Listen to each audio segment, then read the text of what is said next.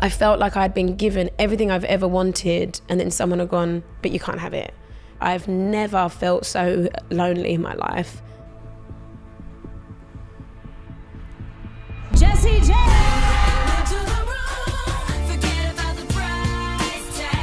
2015-16, it was really the first time that I'd had fame. I didn't know how to cope with it, so I just panicked all the time. I just want to sing. The day that I found out that the baby had died, I didn't have anyone to just fall apart on, and that's what I needed, that's what I wanted. When I sent you that voice note, it was around the time when you'd done a big post about Dave. He was my guy, and I wish I could have protected him from himself like he protected me from myself. That's the bit that hurts me the most. Between Dave and Jamal, the things that those people gave me in my life are things that I know I have to find in myself. You got this bougie ass place and you got kitchen roll, I love it. So without further ado, I'm Stephen Bartlett, and this is the Diary of a CEO USA edition. I hope nobody's listening, but if you are, then please keep this to yourself.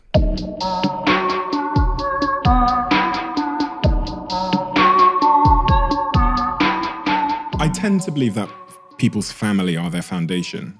And when I was reading through the story of your family in your early years, it actually seemed pretty idyllic. Yeah, I mean, my mum and dad, I didn't grow up with loads of money. Like, we weren't hard up, but we weren't rich. But when I think about it again, like, the one thing that I've learned from my parents the most is it doesn't matter about the things and the specifics. It's about the energy you create within what you have. So, like, we would go camping in the garden and my dad would pretend to be a bear in the middle of the night.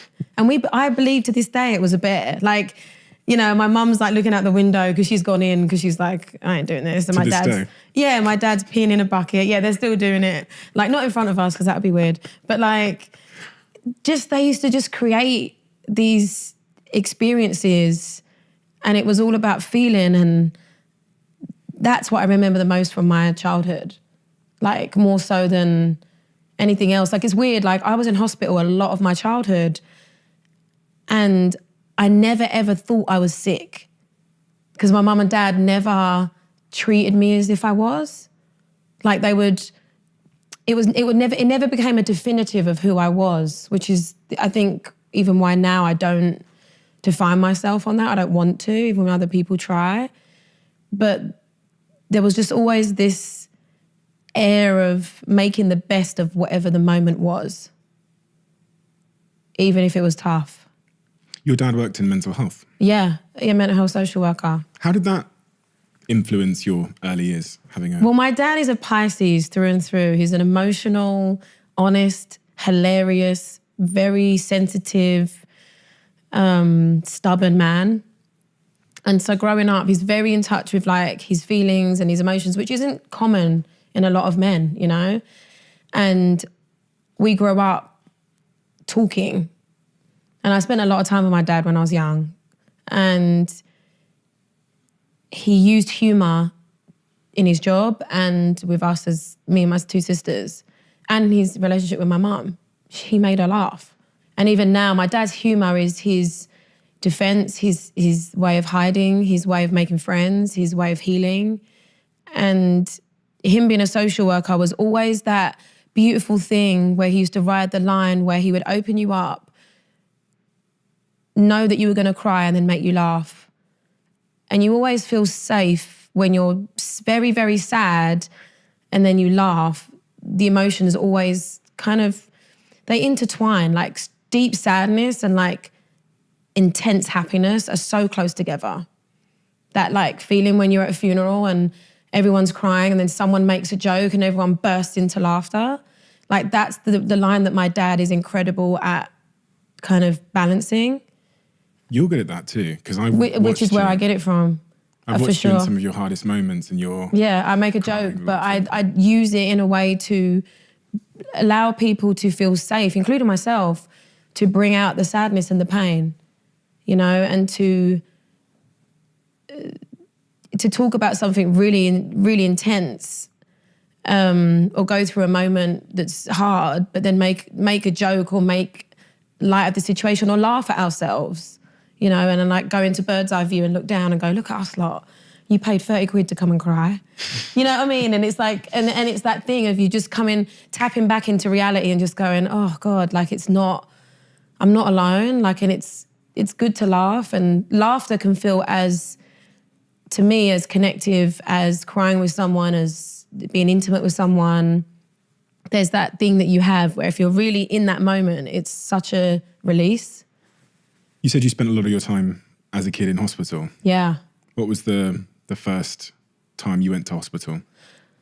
First memory I have, I think I was 8 and we was in Epping Forest. Have you been to Epping Forest? I haven't, no. Probably not.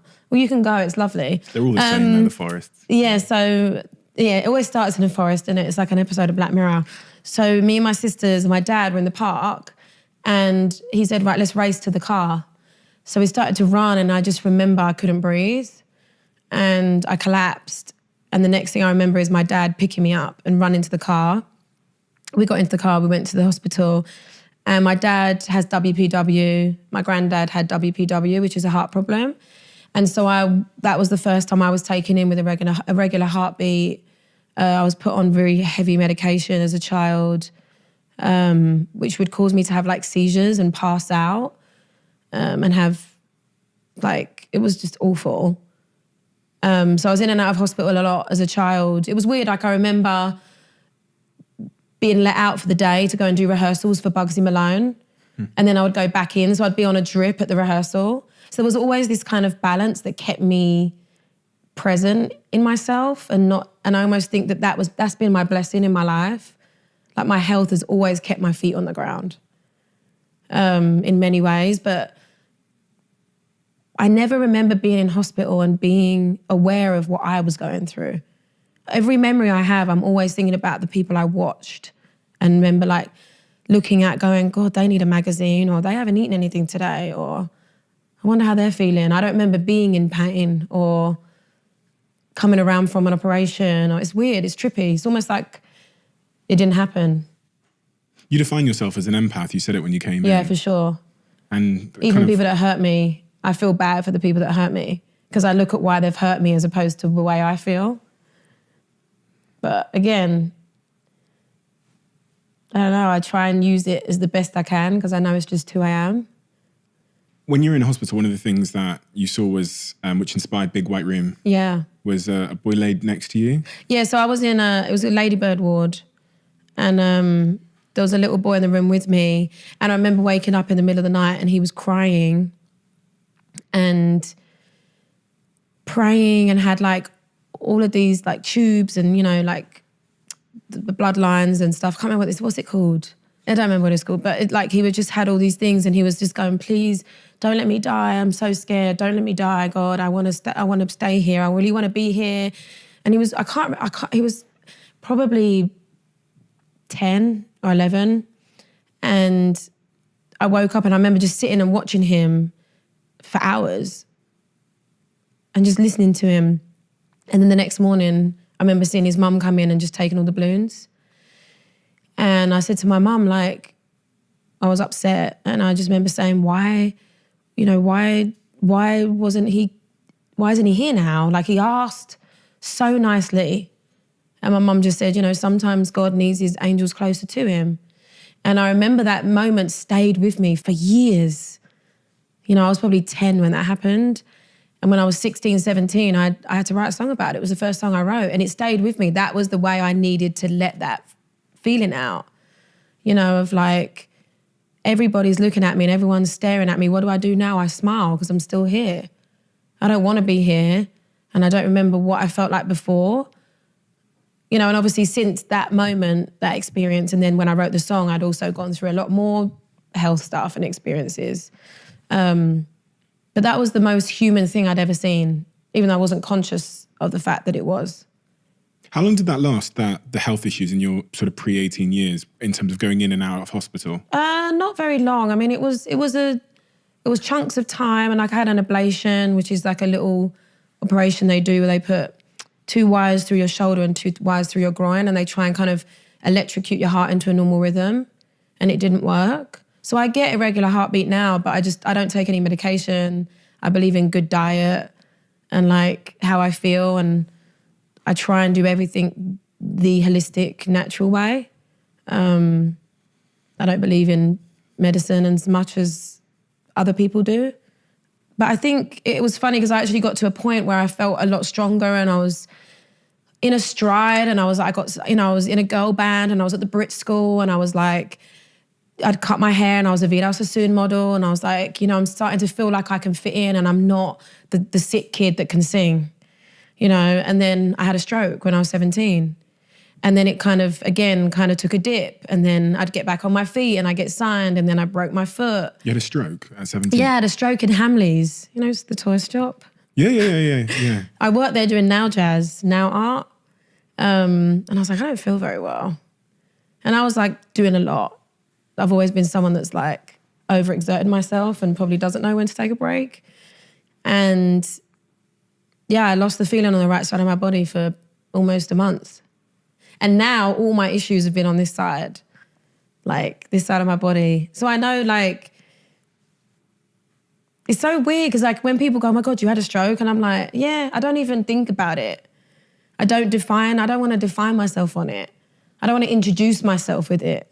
Because like, I'm grateful it happened, because if those things hadn't happened in my life, the menieres, the uterus issues I've had, the fertility thing, the miscarriage, like, you grow in moments of sadness and pain, and I grew up in those moments, and I didn't take my body for granted.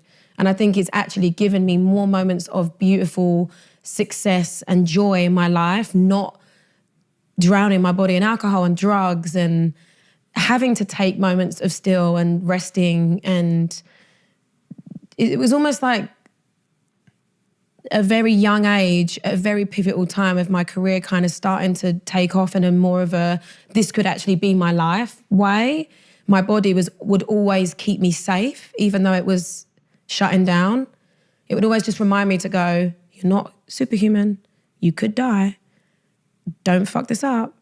And so it almost feels like my health has just always had my back when my life has gone like this. It's always kind of gone, take a second. And for a long time, I felt like I was cast with this spell that like every time I kind of got somewhere, like I was just about to break America and I broke my foot and I had to pull out of opening for Katy Perry on tour and all these things that like, you've got your thing, you sit with your team and you go, this is going to happen and this and great, and everyone's excited, and then I get sick. And, even to recently, I was about to release my album and my first single, and then I was in a car accident and I had a throat issue where I had nerve and tissue damage and I couldn't sing, and then my menieres, and I went deaf in this ear. But now I don't even want to release that album because I don't really like the music. Really? And I'm like, maybe that's why it happened. I just feel like I've been protected by my health being what other people would see as bad. But every time something happens to my body, I'm always like, okay, what am I not listening to? So I feel like that's my personal way of looking at it and my journey. So like when you say, how long was that for? It's kind of been my whole life, even up until recently when, right when I got my voice back and I started doing these shows and I finally was told I could sing again, and I phoned my agent and I was like, I have to do like a residency somewhere. And I started doing these acoustic shows. And I was like, I really want to do stand-up. I want to do comedy. I want to make people laugh and sing. That's literally my purpose, right? And then the day before the first show, I have a miscarriage. And I still went and did it. Not because the show must go on, but to me, like, Jessie J and Jessica Cornish, like, Jessie J is just a brand name. They go hand in hand. They're the same person. The reason that my music exists is because my life exists. I write about shit I go through. So I want to stand in the middle of the pain, even when it's terrifying and you're being exposed. But even in that moment, I was like, I know this happened for a reason. Like the day that I found out that the baby had died, this man, and I can't make this stuff up, and I always wish someone would see these things happen, but I was on the street crying uncontrollably. I felt like I'd my body had gone numb. Like I was just on the street and I was standing there and I couldn't move. I literally just stood at this bush for like 2 hours. And I was phoning everybody that I knew to try and answer the phone, and because I was by myself, I was in Santa Monica. And this man came up to me and said, I don't know what's going on in your life in this second, but I know that it's happening so that you can talk about it and help other people. And I remember just going, that's the story of my life. And the anger I felt, where I was like, why can't this just be about me? Like, why do I have to help someone else? And then I realized that is what I've been called on to do. Like, I know that what I do is so much bigger than me. It's not about the song or the accolades or the awards or this. It's about the feeling that you can hand over to someone that they can't find themselves. And I have experienced so many things that are so randomly rare. And then also I've experienced things that aren't rare at all, but no one talks about. And the amount of women and men that have been close to someone losing a baby or having infertility issues or losing children themselves, or even women that have had children that don't know how to connect with their children, talking about that pain not only helped me, but helped other people. And I know that, like, going back to what you asked me before, like, I know that's so much of my purpose, as much as hard as it can be in moments. I get so much peace from knowing that pain that I know I can handle and have a different perspective of than someone else that might not, that I can share that with them and give them a different perspective as they can me. But obviously I do it on maybe a bigger platform.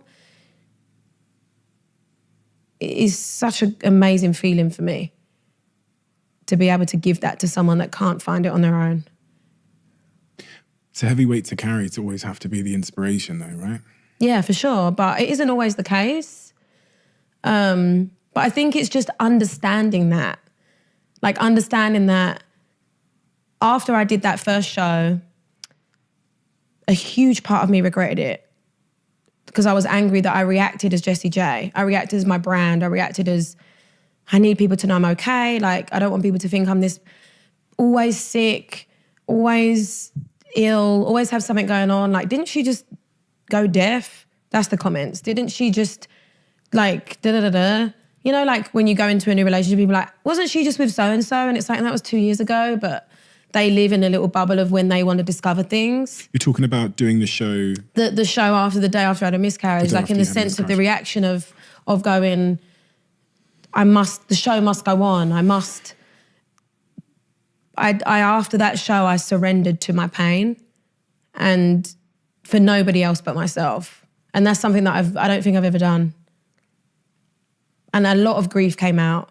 Grief of grandparents, of friends, of people that I've lost, that it all came out in that moment and still is, to be honest. It was only 4 months ago that this happened, 5 months ago. So I feel like a lot of grief that I had stored in interviews where I was like, and you've just got to find this, and it's always looking for the silver lining. I actually just enabled myself to just break open and be miserable and sad and not have a quote at the end of my moment and just go, no, it's shit and I'm broken and it's awful and I'm sad. But knowing that the light would come, and it did, and it is. But knowing that speeding up my process of grief because it makes somebody else feel good is great, but also not going to be healthy for me. Do you remember the day when you found out that you would struggle to, well, the doctor told you that you would struggle to have children? Oh, yeah. It was in the middle of a really major busy time for me. It was right before Bang Bang. And I was doing all these different shows. And I basically would have this extreme pain, like agonizing pain. I would pass out. It was awful. And they were like, you have IBS. And I was like, no, I don't. I know I don't have IBS.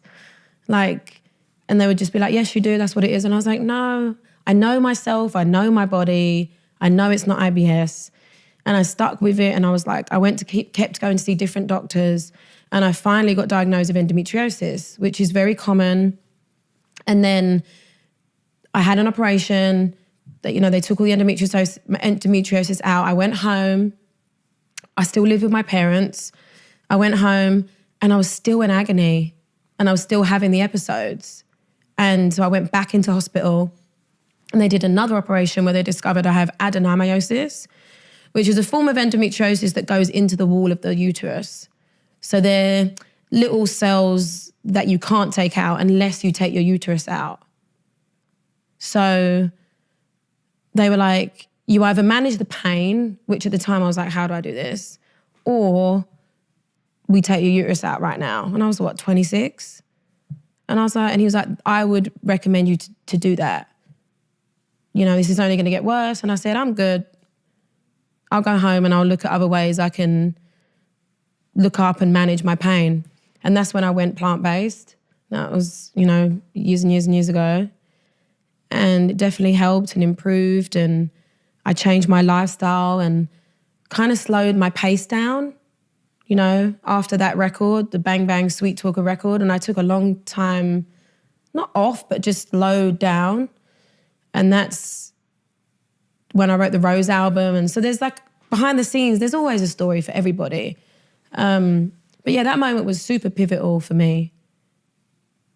A lot of things happened at once. I was reading that, I think it was around the time you were in Australia, 2015, 2016 time, and you'd lost your grandparents. Yeah, within like 4 or 5 months of each other. You'd had a breakup. Yeah.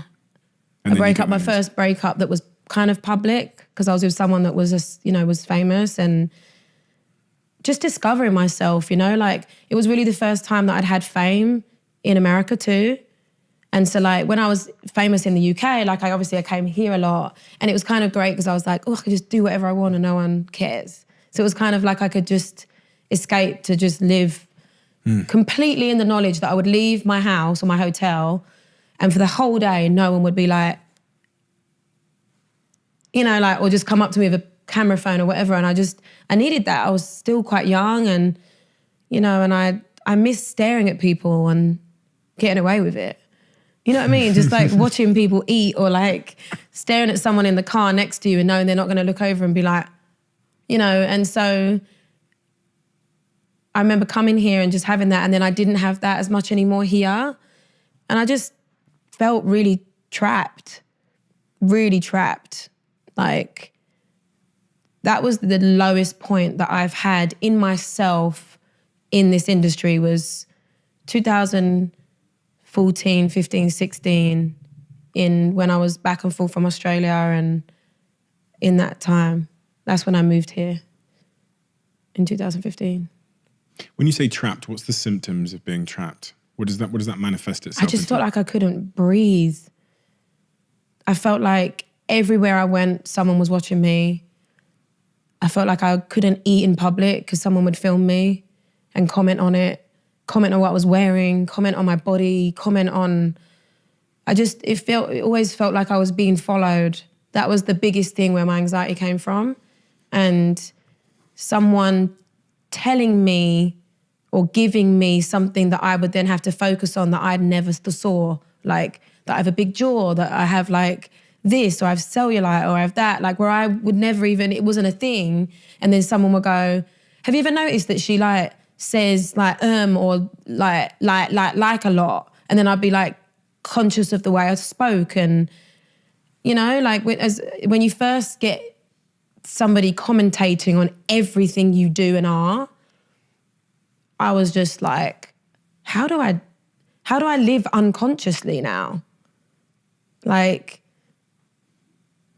how do I go to the beach without feeling like I'm in my underwear in front of someone hiding in the bush taking pictures? How do I do that?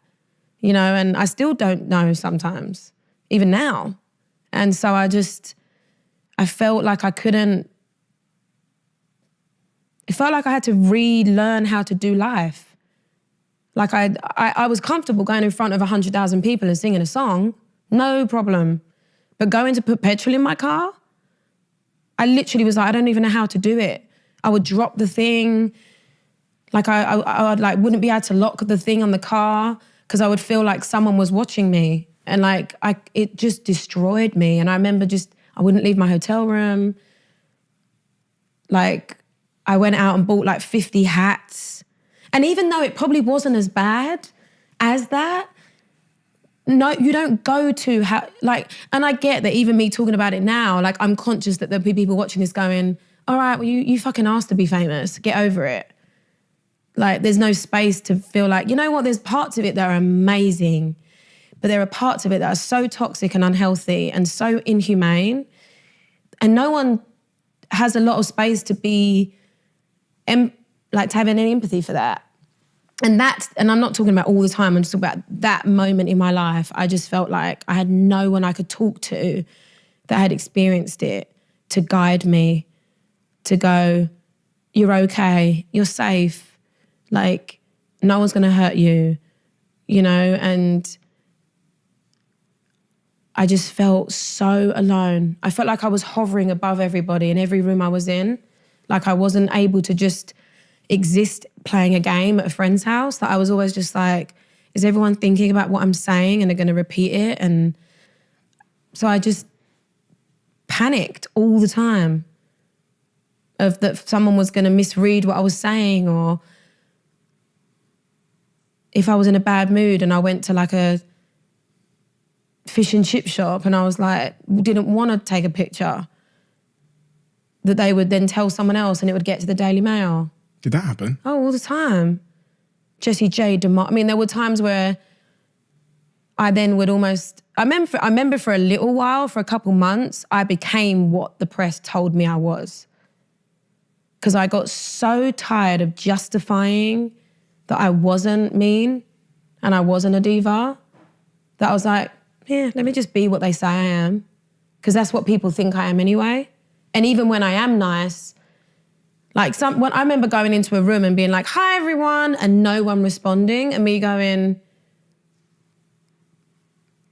hi, and everyone's like this, like, you know, like when you're like at that, it's weird. It's like and that was like, and I'm talking about that time when it was like peak kind of everywhere fame, Saturday night TV, and it was just such a trippy experience. And me just was like, everyone hates me. No one likes me anymore.